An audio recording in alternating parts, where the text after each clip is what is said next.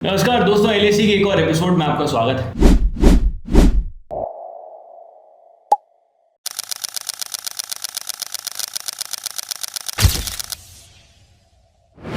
और आज इस एपिसोड के अंदर हम जो है दो तमाम खबरों के ऊपर बात करने वाले हैं। पहली तो जो दिल्ली के अंदर जो एक ये रिवाज बन चुका है कि जो सीएम बनता है वो कहीं ना कहीं उसके साथ ये पिटने वाली घटना जो है सामने आती है। अगर हम जोक को साइड में रख देते हैं तो जो रेखा गुप्ता के साथ हुआ है वो बहुत सारे सवालों को खड़ा कर देता है। उन सभी सवालों के ऊपर हम इस वीडियो के अंदर बात करेंगे। इसी के साथ साथ हम बात करेंगे कि देश की संसद के अंदर जो है वो करप्शन को, जो गुंडा राज वाली जितनी भी नीता है, उन सबको खत्म करने के लिए अब एक कानून आ चुका है। और आज के एलएसी के एपिसोड में हमारे साथ दो नए गेस्ट भी जुड़े हैं, हर्ष शर्मा, स्वयं शर्मा। ब्राह्मणवाद को हम जो है बढ़ावा दे रहे हैं, दोनों शर्माओं को हमने जो है लेफ्ट में और बैठा दिया है। तो इस चीज़ को दर्शा देता है कि किस प्रकार हम जो है सेकुलरिज्म को आगे बढ़ा रहे हैं। लेकिन अगर हम शुरुआत जिस तरीके से करते हैं तो कार्तिक, ये जो पर्टिकुलर चीज़ हुई है, मतलब सबसे पूछेंगे, लेकिन अगर हम कार्तिक के पास आते हैं तो ये जो चीज़ आई है कि रेखा गुप्ता के ऊपर जो हमला बताया जा रहा है, कि बोला जा रहा है कि वो डॉग लवर था व्यक्ति, और जिसने हमला किया वो डॉग लवर था, और 80 सेकंड तक रेखा गुप्ता को उसने जो है जमीन पे गिरा के रखा। ये जो चीज़ें मीडिया रिपोर्ट्स के अंदर क्लेम की जा रही है, सामने आ रही है, क्या दर्शाती है, क्या बताती हैं? कहीं ये एक सिक्योरिटी ब्रीच तो नहीं है? कि ये कैसे हो रहा है कि देश की राजधानी की सीएम, मतलब अगर most powerful CM of country होगा उसमें अंदर से टॉप 3 में रेखा गुप्ता आएंगी, वहां पर आपके ऊपर ऐसा हमला हो जाता है। 80 सेकंड तक कोई व्यक्ति आपके ऊपर हावी रहता है, सिक्योरिटी पर्सनल, आपके आजू बाजू जो लोग हैं वो कहाँ चले गए, बहुत सारे सवाल खड़े हो जाते हैं। तो ये क्या चीज़ दर्शाती है कार्तिक? देखिए, साफ साफ अगर अपन इसको प्रॉपर तरीके से देखते हैं तो देखने को मिलता है कि सबसे पहले तो मैं रिवाज पर आता हूँ कि जैसे कि आपने स्टार्टिंग में बताया और थंबनेल पे भी लगा हुआ है कि रिवाज है दिल्ली के सीएम को थप्पड़ मारना। तो इससे पहले अरविंद केजरीवाल को भी पड़ा था और 2 बार अरविंद केजरीवाल को पड़ा था, और अब रेखा गुप्ता को पड़ चुका है। लेकिन इसके अंदर ये देखने को मिलता है कि जैसे कि एक अरविंद केजरीवाल की वीडियो वायरल हुई थी कि मुझे नहीं चाहिए आपकी सिक्योरिटी, मुझे नहीं चाहिए आपकी सिक्योरिटी। उसके बाद वो वीडियो वायरल होती है कि उनको थप्पड़ पड़ रहा है। तो यहाँ पर तो रेखा गुप्ता के पास सिक्योरिटी थी, ठीक है, जन सुनवाई होती है, एक उसका टाइम है और ये भी टाइम फिक्स था। जिसने थप्पड़ मारा और गुजरात का व्यक्ति है, सीसीटीवी में दिखाई दे रहा है कि वो किस तरीके से साइकिल पर आया है, बाहर की तरफ है, और उसे कहीं आने जाने का रास्ता भी पूछ रहा है। हो सकता है कि वो वापस एग्जिट का रास्ता पूछ रहा हो। और उसके बाद उसको प्रॉपर तरीके से देखते हैं तो वो जिस तरीके से मीडिया रिपोर्ट है, क्योंकि उसकी कोई वीडियो नहीं कि रेखा गुप्ता को किस तरीके से 80 सेकंड तक उसने जमीन पर गिरा के रखा है और जख्मी करा है, उसकी कोई वीडियो नहीं है। ये सिर्फ और सिर्फ बीजेपी के जो नेता है वो उस चीज को क्लेम करके मीडिया के सामने बता रहे हैं। अब लेकिन इसको और प्रॉपर तरीके से देखते हैं तो ये देखने को मिलता है कि जिस तरीके से आपने बताया कि 80 सेकंड तक, फॉर एग्जांपल अपन इस कमरे में बैठे हुए और आप फॉर एग्जांपल मैं हर्ष के ऊपर अटैक कर देता हूं, तो विद इन 2 सेकंड्स आप दोनों को पता चल जाएगा कि मैंने हर्ष के ऊपर अटैक करा है, तो आप मेरे को रोकने के लिए प्रयास करेंगे। क्या दिल्ली पुलिस के अंदर और जो उनकी सिक्योरिटी है रेखा गुप्ता के पास, क्या उन्होंने 80 सेकंड तक किस चीज़ का वेट करा? सवाल ये खड़ा होता है। और एक इमेज जो बनती है वो इमेज ऐसी बनती है कि रेखा गुप्ता गिरी हुई हैं और उनको वो जख्मी बोला जा रहा, बाल भी खींचे, चोट आई है, वेरे चीज़ें बताई जा रही हैं। तो इस समय उनकी सिक्योरिटी क्या कर रही थी और क्या कुछ था? तो स्वयं आपको क्या लगता है ये जो चीज़ है? जैसे मैं बताता हूँ कि जब हम ऑफ कैमरा इस चीज़ को डिस्कस कर रहे थे, स्वयं का ये था कि क्या पता भैया ये पब्लिसिटी स्टंट हो, बिल्कुल कि भाई आप ये जिस तरीके से हम इस चीज़ को देखें कि दिल्ली की सीएम है, सिक्योरिटी तो होगी ही होगी, और सिक्योरिटी नहीं है तो कॉमन सेंस तो ये कहता है कि आपके आजू बाजू लोग होंगे, और कोई भी व्यक्ति आपका 80 सेकंड, मतलब वो जो मैंने तो एक पिक्चर देखी है नायक, बिल्कुल उसके अंदर एंड वाला जो सीन होता है कि अमरीश पुरी को अनिल कपूर जो है अपने ऑफिस में बुलाता है, खुद के हाथ पे गोली चलाता है और फिर जो है सामने उसको बंदूक पकड़ा देता है और उसके सिक्योरिटी पर्सन आता है और अमरीश पुरी को गोली मार देते हैं। मुझे तो इतना ही पता है कि अगर सिक्योरिटी ब्रीच होगा तो ये नहीं होगा कि उसको छुड़वाया जा रहा है, हटाया जा रहा है। हटाना क्यों, उसको मारो भाई, वो आपकी सीएम को कुछ भी कर सकता है। एक सीएम क्या है? जनता के प्रतिनिधि। तो जो स्वयं आप एक एंगल बोल रहे थे कि हो सकता है ये पीआर स्टंट हो। जी देखिए, जो बात बताई जा रही थी कि वो जो आदमी था जिसने हमला किया रेखा गुप्ता पर, वो उन्होंने कोई कागज़ थमाना करा रेखा गुप्ता को, उसमें उन्होंने हाथ खींचे रेखा गुप्ता के शोल्डर पे, सर पे और हाथ पे इंजरी आई थी। लेकिन 80 सेकंड तक रेखा गुप्ता पे ऐसा हमला हुआ और पुलिस ने कुछ करा नहीं हो, ऐसा संभव होता हुआ दिखता नहीं है। क्योंकि जैसा आपने बोला कि 3 सबसे टॉप के सीएम जो आते हैं, सबसे पावरफुल सीएम की बात करें तो रेखा गुप्ता उसमें जरूर रहेंगे। अब अगर किसी इतने एक दिल्ली के सबसे पावरफुल व्यक्ति पर इतना बड़ा जो हमला हुआ है उसके बीच पुलिस इंटरफेयर ना करे, ऐसा होता हुआ संभव लगता नहीं है। दूसरी बात, जो डॉग लवर की बात आई थी, वो गुजरात का जो व्यक्ति था जो डॉग लवर था, देखिए ये सिर्फ एक क्लेम है जो कि बीजेपी के एक लीडर परवेश वर्मा ने दिया है। ठीक है जी।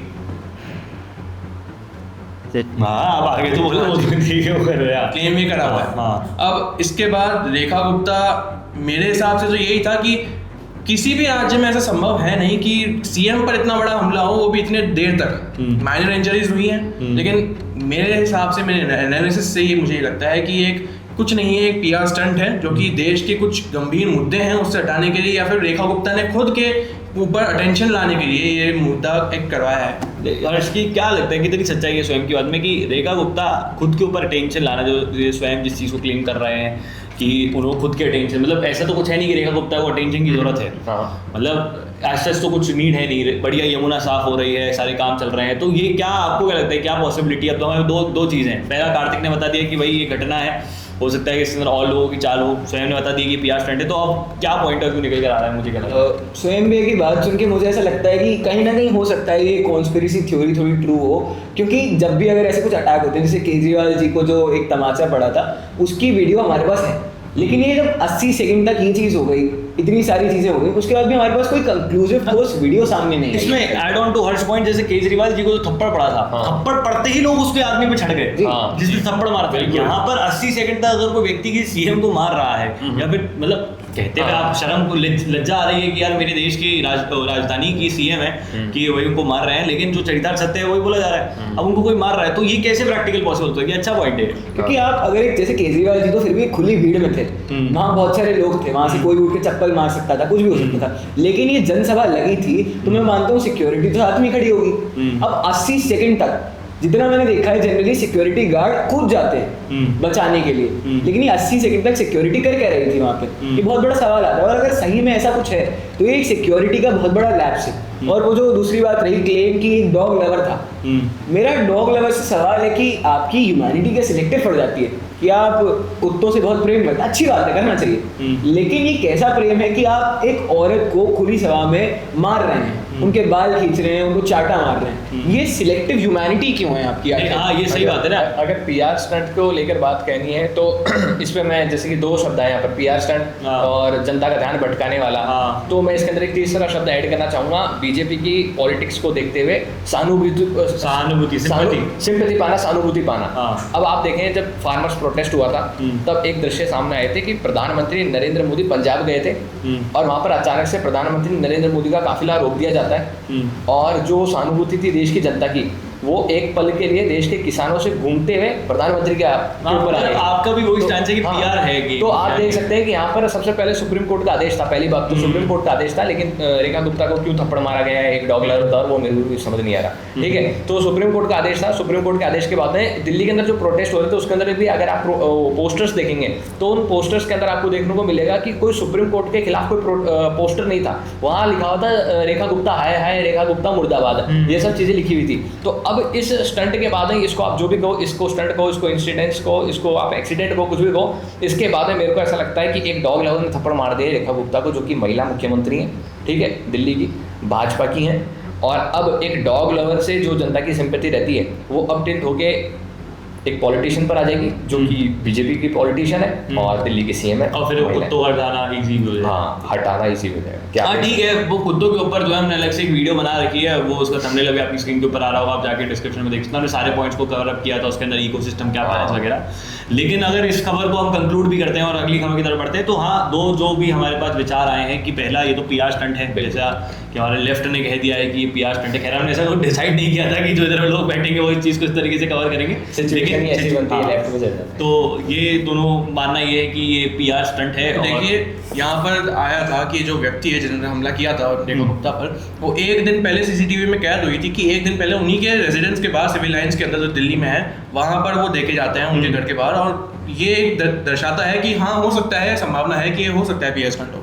ठीक है, अब ये है कि देखिए न्यूज़ इन डेवलपमेंट है, आगे चल के नियर फ्यूचर के अंदर इसके ऊपर डेवलपमेंट आएगी। ऐसा नहीं है कि दिल्ली पुलिस इसके ऊपर जो है खबरें नहीं बताएगी, सारी चीज़ें होंगी, तो सब चीज़ों के ऊपर कार्रवाई चलती रहेंगी और जो कुछ भी होगा आपको इस चैनल पर मिलता रहेगा। अगर आप यहाँ तक पहुँच चुके हैं तो प्लीज़ हमारे चैनल को सब्सक्राइब कर लीजिए। अगर हमारी दूसरी खबर की तरफ बढ़ते हैं तो ये है कि देश की संसद के अंदर अमित शाह जी ने खड़े होकर एक ऐसा ड्राफ्ट पेश कर दिया है जिसके ऊपर अब आने वाले कुछ दिनों के अंदर डिस्कशन होगा, जिसके अंदर कहने का तात्पर्य यह है कि अगर कोई नेता, भले ही वो सीएम हो, पीएम हो या फिर कोई नॉर्मल एमपी एमएलए हो, वो अगर किसी भी केस के अंदर जो है किसी भी कस्टडी में जेल में रहता है 30 दिन तक, और जो उसकी पूरी सजा का प्रावधान है, सारी चीजें 5 साल के आसपास की है, तो 31वें दिन पर उसकी जो पोस्ट है वो उससे छीन ली जाएगी। फॉर एग्जाम्पल, अगर कोई सीएम 30 दिन तक जेल में रहता है और जो उसको सजा मिलने वाली है उस केस के अंदर वो 10 साल 12 साल 15 साल की है, तो 30 दिन बाद 31वें दिन पर वो उससे पूछा नहीं जाएगा कि इस्तीफा दे रहे हो नहीं दे रहे हो, उससे वो ऑफिस ले लिया जाएगा और वो वेकेंट हो जाएगा।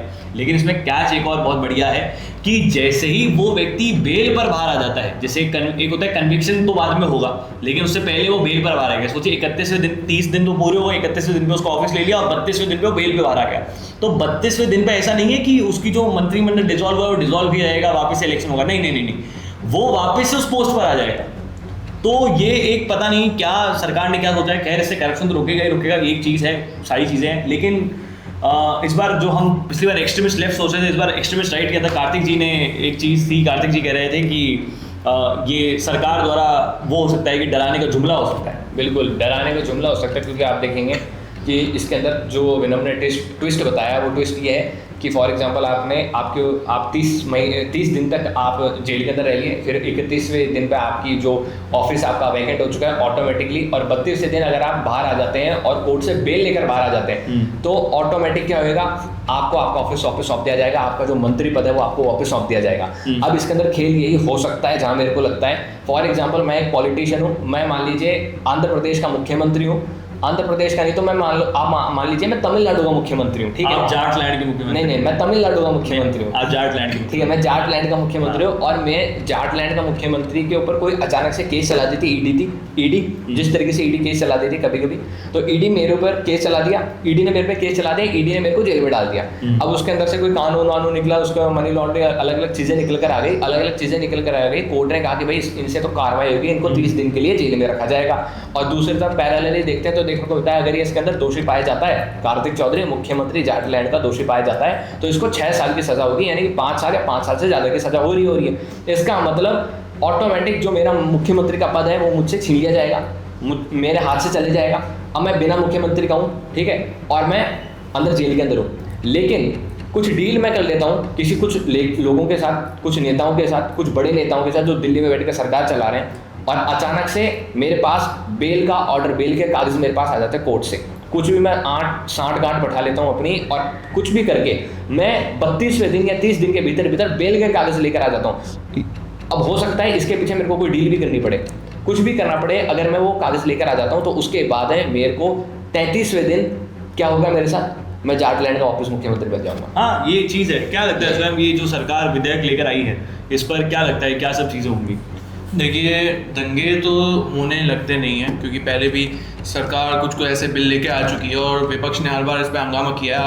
आज भी पार्लियामेंट में देखा गया कि अमित शाह जी जब जैसे ही बोलने लगे उन पे कागज़ के टुकड़े फेंके गए विपक्ष ने, और आगे देखें तो यहाँ पे आईएनसी के जो चंडीगढ़ एरियाज के जो नेता वहाँ पे मौजूद थे, जो केरला से आए थे, वो सारे इसको अनकॉन्स्टिट्यूशनल और अननेसेसरी एक एक्ट बोल रहे थे। यहाँ पे बात आती है कि कश्मीर के ऊपर भी अलग से तीसरा वाला बिल आया था।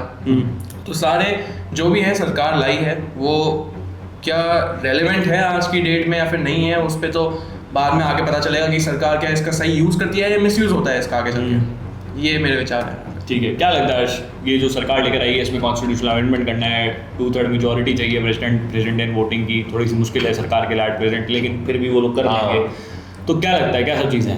मेरा थोड़ा अलग टेक है, कार्तिक वैसे मिलता हुआ है कि मुझे ऐसा नहीं लगता ये बिल इतना कोई कार्यगर होगा, क्योंकि अब तक जब से मैंने पॉलिटिकली होश संभाला है मैंने नहीं देखा कोई मंत्री इतने दिनों के लिए जेल में बचा वहाँ रहा हो, उनको बेल मिल जाती है, वो बाहर आई जाते हैं। तो वही चीज़ है कि एक पॉलिटिकल, केजरीवाल जी से पूछिए ये बात, केजरीवाल जी का तो वही तो बोल रहा हूँ कि ऐसे रेयर से केसेस देखने को मिल रहे हैं जिसमें ऐसा कुछ हुआ है कि कोई मंत्री इतने समय के लिए जेल में रहा। तो जैसे कि कार्तिक भैया ने कहा कि ये थोड़ा जुमला हो सकता है, तो सही बात है। और क्या है, इसके लिए अब अमेंडमेंट बिल है तो 2/3 वाली चीज़ भी चाहिए होगी, तो अब ये श्योरिटी भी नहीं है कि ये पास हो जाए। तो इसमें एक चीज़ ये भी ऐड हो सकती है कि क्या पता बीजेपी पे जो एक वॉशिंग मशीन ये सारे चार्जेस लगते हैं, क्या पता है कि बीजेपी ने इन चार्जेस को थोड़ा वॉश ऑफ करने के लिए, वाइट वॉश करने के लिए ये बिल प्रेजेंट तो कर दिया, लेकिन अब ये पास हो ना हो वो दूसरी चीज़ है। तो नहीं, बीजेपी ने वो ऑर्डर भी तो निकाले कि सबके सब तो है, ये तो पास होगा, इसमें कोई वो नहीं है, ये इम्प्लीमेंट भी होगा, ठीक है। इम्प्लीमेंटेशन स्वयं ने बोला ना कि गुड इम्प्लीमेंटेशन है बैड इम्प्लीमेंटेशन है, ये देखना है, ये मेजर पॉइंट है। ये इम्प्लीमेंट होगा, इसको कोई नहीं रोक सकता। ऑब्वियसली बात है ना, जो सरकार पिछले 11 साल से सत्ता के अंदर मौजूद है, उनके पॉलिसी मेकर्स को पता है क्या लेकर आना है, क्या नहीं लेकर आना है, कब लेकर आना है, कब नहीं लेकर आना है।